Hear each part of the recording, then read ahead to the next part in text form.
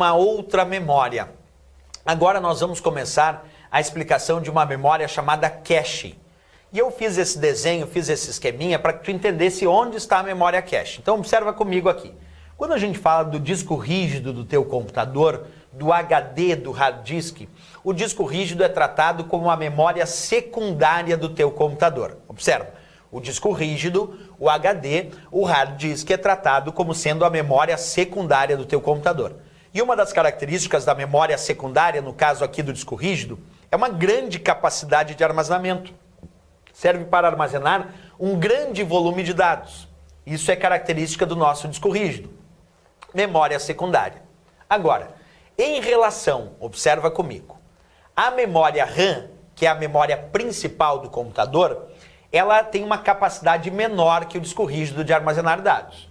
O disco rígido tem uma capacidade, por exemplo, vamos imaginar de 2 terabytes. Aqui comprei um disco rígido de 2 tera.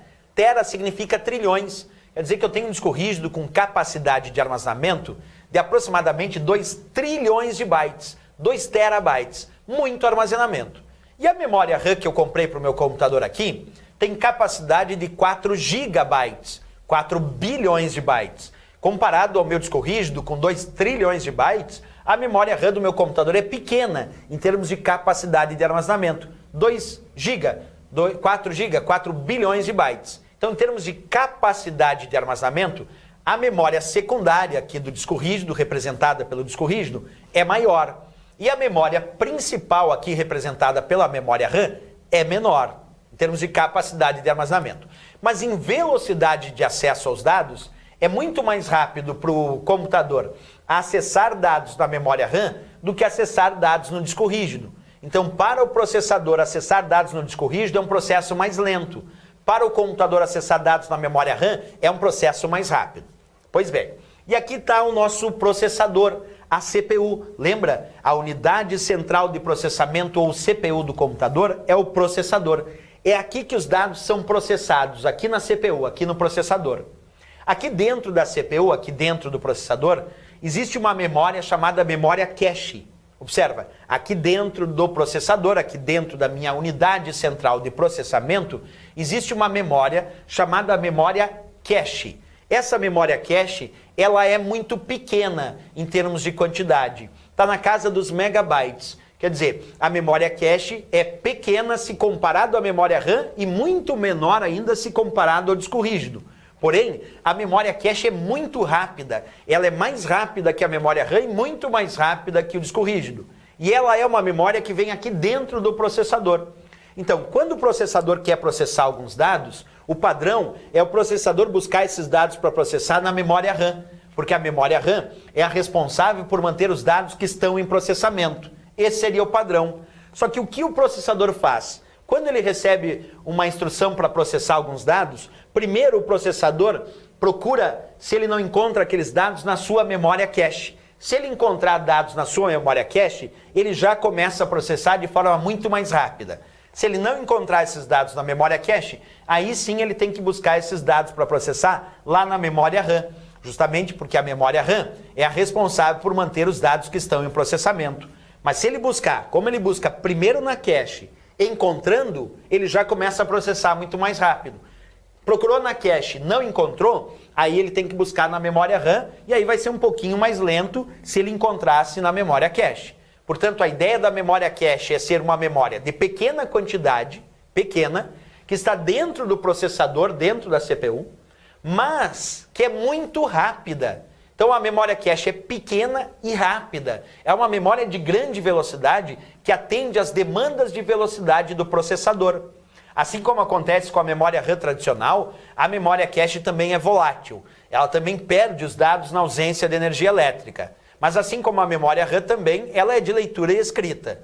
Então a memória cache é pequena, de pequena quantidade, na casa dos megabytes, mas é de grande velocidade, é muito rápida e normalmente vem dentro do processador aqui dentro da CPU. Vamos às características então, lendo comigo. Memória cache armazena os dados mais frequentemente solicitados no processamento, quer dizer, a ideia dela é justamente armazenar os dados que são utilizados com maior frequência, que são mais utilizados durante o processamento.